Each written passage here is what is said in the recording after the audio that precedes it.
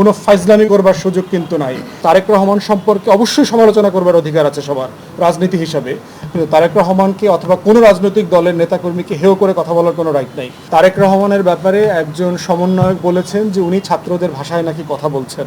প্রশ্ন হচ্ছে, দেশের সবচেয়ে গুরুত্বপূর্ণ রাজনৈতিক দলের সবচেয়ে সিনিয়র নেতার ব্যাপারে কথা বলার ক্ষেত্রে সবাইকে খুব সতর্ক হতে হবে। হাসনাত আবদুল্লাহ থেকে শুরু করে সকল ছাত্র সমন্বয়ককে বলছি, তোমাদের এই আন্দোলনের সাথে তোমরা 3 সপ্তাহ আন্দোলন করো নাই। এই আন্দোলন বাংলাদেশের গণতন্ত্রকামী মানুষ গত 17 বছর থেকে করেছে। মেসি হঠাৎ করে গোল দিলে গোল হয় না, 11 জন খেলে মেসি বানাইতে হয়। অতএব তোমরা যদি মনে করে থাকো তোমরা 3 সপ্তাহে মেসি হইছো, তোমরা 3 সপ্তাহে রোনাল্ডো হয়ে গেছো, তোমরা বোকার স্বর্গে বাস করছো। তাই সিনিয়র পলিটিশিয়ান এবং পলিটিক্যাল পার্টি নিয়ে কথা বলার ক্ষেত্রে সকল ছাত্র নেতাকে অত্যন্ত সতর্ক হতে হবে। কোনো ফাইজলামি করবার সুযোগ কিন্তু নাই। কারণ তোমরা কে কয়জন মারামারি করছো, কোন তারিখ থেকে কোন তারিখ মারামারি করছো, তোমরা কয়জন আহত হয়েছো আর কয়জন নিহত হয়েছো, সব কিছুর গল্প আমরা জানি। তাই তারেক রহমান সম্পর্কে অবশ্যই সমালোচনা করবার অধিকার আছে সবার রাজনীতি হিসাবে, কিন্তু তারেক রহমানকে অথবা কোনো রাজনৈতিক দলের নেতাকর্মীকে হেয় করে কথা বলার কোনো রাইট নাই। কিন্তু এর মানে এটা না যে কোনো রাজনৈতিক নেতাকর্মীর সমালোচনা করা যাবে না। তার ব্যাপারে যেটা বলা হয়েছে, উনি ছাত্রদের ভাষায় কথা বলছেন। ছাত্রদের এই আন্দোলনে তো বিএনপির রোল ছিল। বিএনপির মহাসচিব বলেছেন যে এই জুলাই আগস্টের গণহত্যায় বিএনপির 200-র উপর নেতাকর্মী মারা গেছে। তো ছাত্রদের ভাষায় কথা বলা মানে এটা কী ধরনের কথা? তবে আমরা মনে করি যে কথা বলার ক্ষেত্রে সতর্ক হইতে হবে। কোনো রাজনৈতিক নেতাকে ছোট করা যাবে না, কারোর ত্যাগকে ছোট করা যাবে না।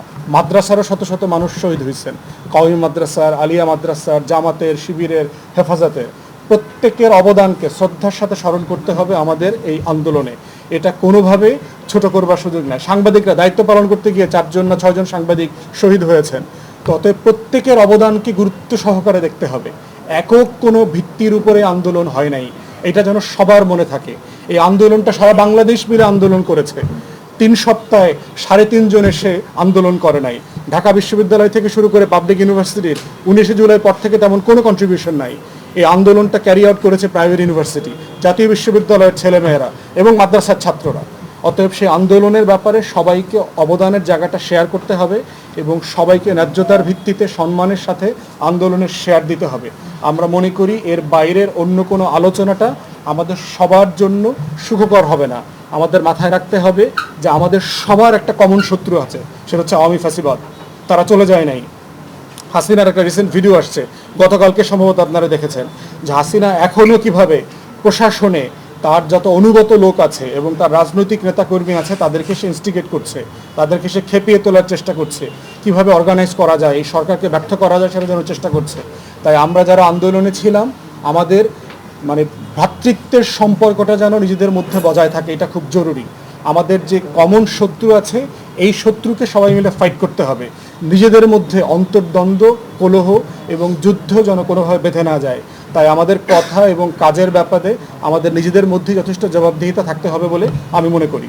আমরা আজকের এই সংবাদ সম্মেলন থেকে সুস্পষ্টভাবে বলছি যে আপনারা যত দেরি করবেন তত আপনাদের সম্পর্কে মানুষের ধারণা খারাপ হবে। ইতিমধ্যে রাস্তায় যানজটের সমস্যার জন্য এবং দ্রব্যমূল্যের ইত্যাদি বিভিন্ন কারণে মানুষের মধ্যে কিন্তু আস্থাহীনতার সংকট তৈরি হয়েছে।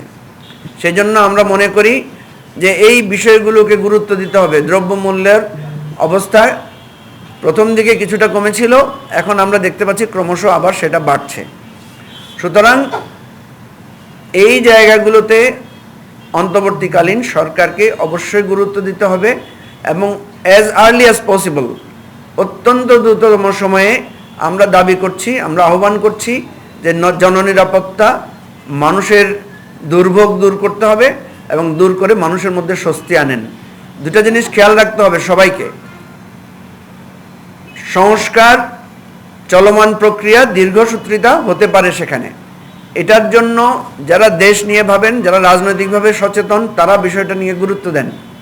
কিন্তু সাধারণ মানুষ এই সংস্কারের চাইতেও সে তার প্রতিনিয়ত জীবনযাত্রাকে নিয়ে সে বেশি ভাবে।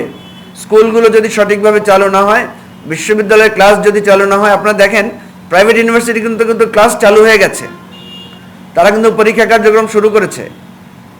এবারের আন্দোলনে সবচাইতে উল্লেখযোগ্য ভূমিকা রেখেছে চূড়ান্ত সময়ে প্রাইভেট বিশ্ববিদ্যালয়গুলো। তাহলে প্রাইভেট বিশ্ববিদ্যালয়গুলো যদি চালু হতে পারে, প্রাইভেট বিশ্ববিদ্যালয়গুলোতে যদি রেগুলার একাডেমিক কার্যক্রম চালু হতে পারে, তাহলে সরকারি বিশ্ববিদ্যালয়গুলো তো চালু হচ্ছে না কেন? কেন এখনো অচল অবস্থা রয়েছে? সরকারি বিশ্ববিদ্যালয়গুলো তো বন্ধই করে দেওয়া হয়েছিল, সেখানে তো তেমন কোনো ধ্বংসাত্মক কার্যক্রম বা সেরকম কিছু শেষের দিকে হয় নাই।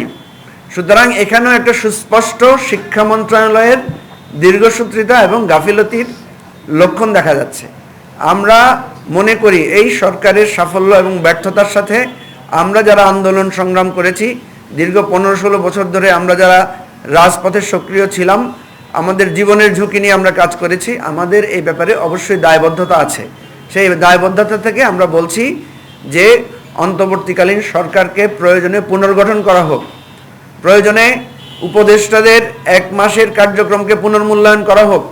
আমরা দেখেছি যে অর্থ মন্ত্রণালয়ের যারা দায়িত্বে আছেন, আমরা দেখছি তারা অনেকগুলো কার্যকর ভালো পদক্ষেপ নিয়েছেন, যার কারণে অর্থ ব্যবস্থায়, অর্থনীতিতে এবং ব্যাংক সেক্টরে একটা সুস্থির ভাব ফিরে এসেছে এবং সেখানে একটা কার্যক্রম গতিশীলতা এসেছে। কিন্তু স্বাস্থ্য মন্ত্রণালয়, শিক্ষা মন্ত্রণালয় সহ স্বরাষ্ট্র, আইন, এই সমস্ত জায়গায় আমরা দেখছি আইন বিভাগে এখনো প্রচুর জায়গায় আইন সংস্কৃতি বিভিন্ন জায়গায় অনেকগুলো সমস্যা রয়েছে।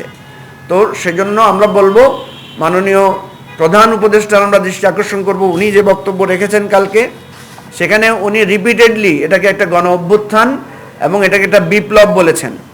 আমরা বারবার বলি যে দেখেন, মানুষ কিন্তু কম্পেয়ার করবে। আমরা যখন বিপদগ্রস্ত ছিলাম তখন সবাই একতাবদ্ধ ছিলাম, কিন্তু এখন আমাদেরকে একতাবদ্ধ রাখতে হবে।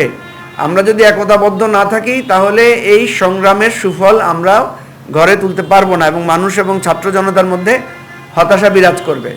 সেই জন্য আমরা বারবার বলছি যে সেনাবাহিনীর সদস্যদের একটা গুরুত্বপূর্ণ ভূমিকা ছিল আমাদের এই সংগ্রামের চূড়ান্ত সময়ের সফলতার জন্য।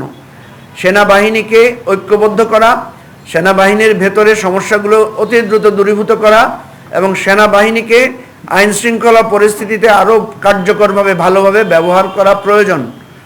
পুলিশ যেভাবে ধ্বংসপ্রাপ্ত হয়েছে, পুলিশকে যদি সংস্কার করা না যায়, পুলিশের ব্যাপারে একটা চূড়ান্ত সিদ্ধান্ত নিতে হবে এবং খুব দ্রুততম সময়ে নিয়োগ হোক অথবা চুক্তির ভিত্তিতে হোক, যে কোনো ভিত্তিতে হোক, প্রত্যেকটি থানায়, প্রত্যেকটি রাস্তায়, প্রত্যেকটি জননিরাপত্তাজনিত গুরুত্বপূর্ণ স্থাপনায় আমাদেরকে সেখানে মনোযোগ দিতে হবে। আমাদের মাননীয় প্রধান উপদেষ্টা যে বক্তব্য রেখেছেন তাকে বলবো